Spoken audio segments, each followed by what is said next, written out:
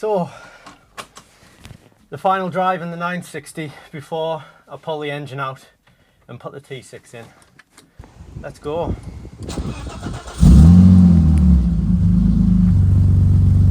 Haven't driven this since the last drift day, so at least it starts. That's something. It's been sitting for a couple of weeks.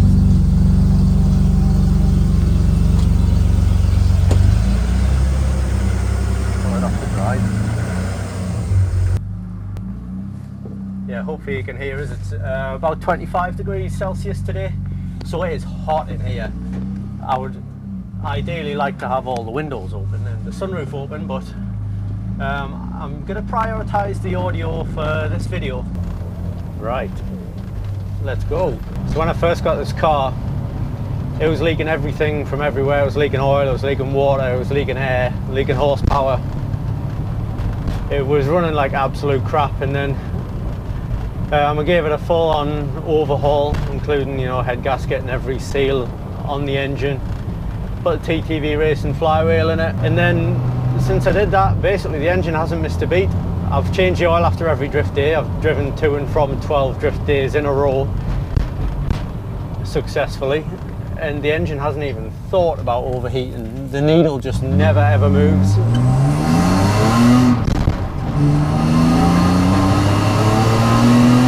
Even today it still pulls like a train, really, for what it is, you know.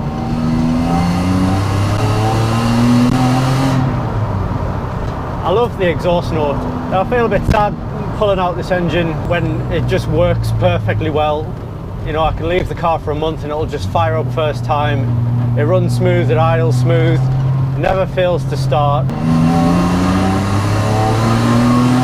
I'm just so addicted to that noise as well, even though I know from the outside people say it sounds a lot like a BMW, and I guess it does. Do a little pull onto the motorway.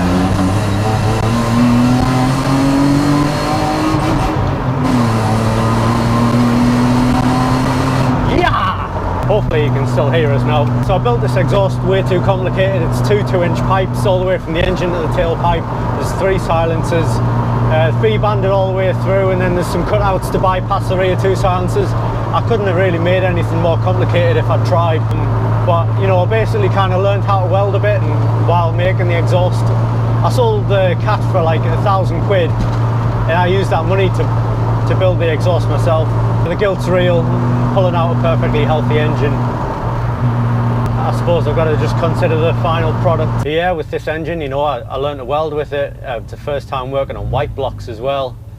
And I learned to drift with this engine, so I do feel a little bit sentimental about it. The guilt is real, pulling this engine out. It's amazing how much you take for granted working on red blocks, because that's what I've been doing for 7 years or so, 7 to 10 years now, I guess.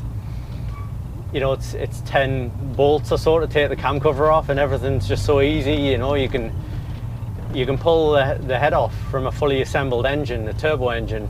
You can pull the head off in 25 minutes with hand tools. But with white blocks, you know, you've got almost 60 bolts just to take the cam cover off.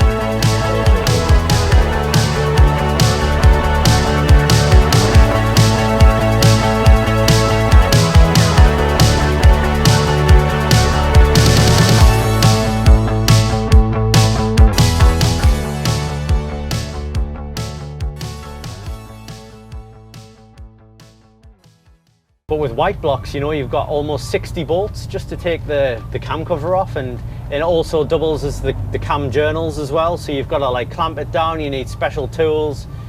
It's a huge job even just to get the cam cover off. Obviously double the camshaft as well, you know. How's my maths? More valves, 24 valves instead of 8. So it was a little bit intimidating when I first got it, because I'd never worked on a white block before, and I hadn't really worked on like more of a complicated engine. So I call the red blocks the Fisher Price engines because they're so easy to work on. But everything just went amazing, and you know, I drove it out of the garage and I just went and had 18 months of a very reliable drift car. The only thing really to break was the drive shaft, and that's because all my bushes in the whole car were knackered. And I was getting loads of axle tramp, and that caused me drive shaft to snap. After I upgraded all of the bushes to polyurethane, the axle tramp went away immediately, and it's been perfect ever since. So And even that day, it didn't snap until later on in the afternoon, and I still managed to drive it home thanks to the welded diff. Yeah, this engine's been very, very good to us. I didn't really mention in the last video about my plans for the T6 engine build, so I'm going to keep it very simple. I'm not going to be overly greedy with the horsepower. I'm not building the engine. I'm just going to do, you know, service it like I did with this one really. Head gasket, seals, you know, stop it from leaking, bit of a stage 0. I am going to do a standalone ECU, but in terms of horsepower, I'm going to try and double it from what it is now. So I'm going to go from like 180-ish to 350. Obviously just with like a medium-sized turbo, medium-sized single turbo instead of a twin turbo. So I think 350 horsepower will be a really nice number. I'll be able to drift third gear, to not be really bogging down. I'll be able to run grippier tyres at lower pressures, but it's at a horsepower level where my M90 gearbox might survive. Same with the rear axle, the general drivetrain, clutch, flywheel, etc. And the engine, I suppose, because with us keeping the engine standard, I think 350 horsepower is a nice number. Also that number, you know, around 300 wheel horsepower, it's going to allow us to start competing. So my first goal is to get the car finished and driving and compete in the last round of the Scottish Drift Championship,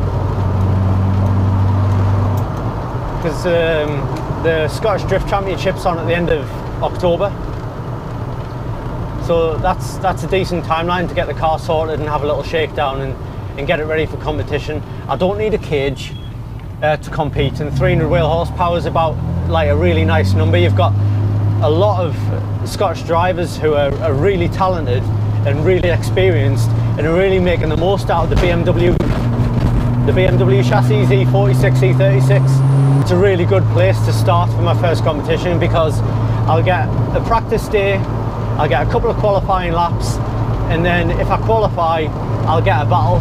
And I haven't had any experience tandeming, so that's going to be a really good thing to get under my belt. And to be able to do that in Scotland before I even have a cage, I think it'll be absolutely ideal. And then maybe over the winter, you know, I might do a bit more weight reduction, get the cage in, you know, take the car to the next level. I'm going to start thinking about getting a livery as well, and maybe giving the outside of a car a little bit of a refresh. In terms of the rest of the car, I've got no great plans. I think I'm just going to keep everything the same. I like the hydro where it is. It works. It hasn't let us down since I first installed it. The brakes, the suspension, the steering, everything's just so well proven. The car is so fun to drive.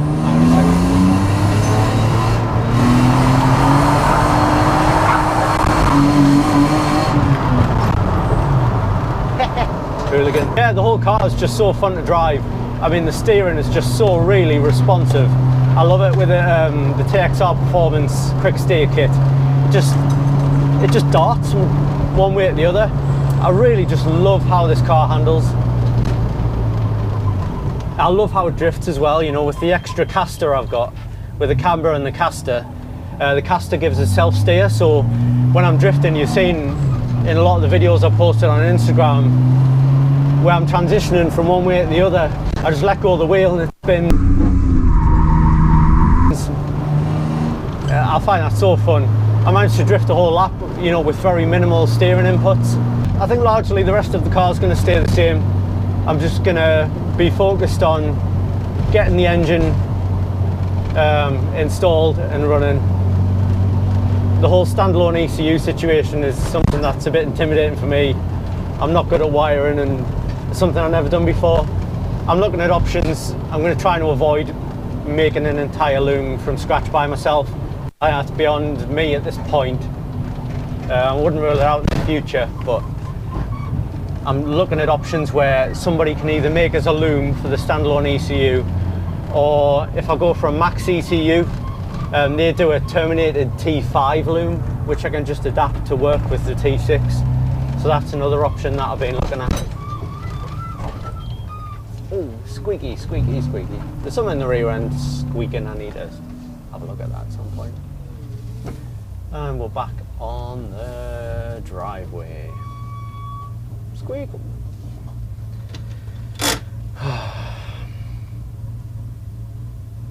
I felt alright till I pulled on the drive. Now I'm just feeling like a bit sad and a bit guilty about this engine. Well, that concludes the last drive. I'm gonna, you know, pull it into the garage at some point under its own steam, but that's basically it. Last drive of the 3 litre NA. I didn't think I'd feel so emotional about turning the engine off. I need to stop feeling guilty and start thinking more about the finished product. I need to think about that moment where I'm going to be reversing the car back out of the garage and getting on boost for the first time, because it's going to be a couple of months max. I hope I'm going to really push to get this project done properly as I can, but also efficiently. And if I can get this done and dusted by early mid-autumn, that would be ideal. The challenges I've got that's holding us back at the moment, obviously finding time can be a bit difficult, but pulling the engine out and putting the turbo engine in, piece of cake really. So the main challenges for time is the ECU, the standalone ECU, getting the loom sorted. You know, there can be, if I'm getting a loom made, there can be a bit of a lead time on that. And also I'm getting the custom manifold made by CM Racing. So there's a bit of a lead time, a bit of a delay on that. Obviously everybody's busy and I'm just hitting people up trying to get parts as soon as I possibly can. So yeah, the ECU loom, the exhaust manifold, and then once I get those two sorted, there's just a little bit of fabrication. I'm going to make a bit of a 3-inch exhaust myself, but I'm going to keep it as simple, absolutely simple as possible. And that should be relatively straightforward. Couple of bends, you know, just weld them together, chuck a silencer on there, have it out the back probably. Well, I suppose that concludes this video. The last drive of this car with 200-ish horsepower.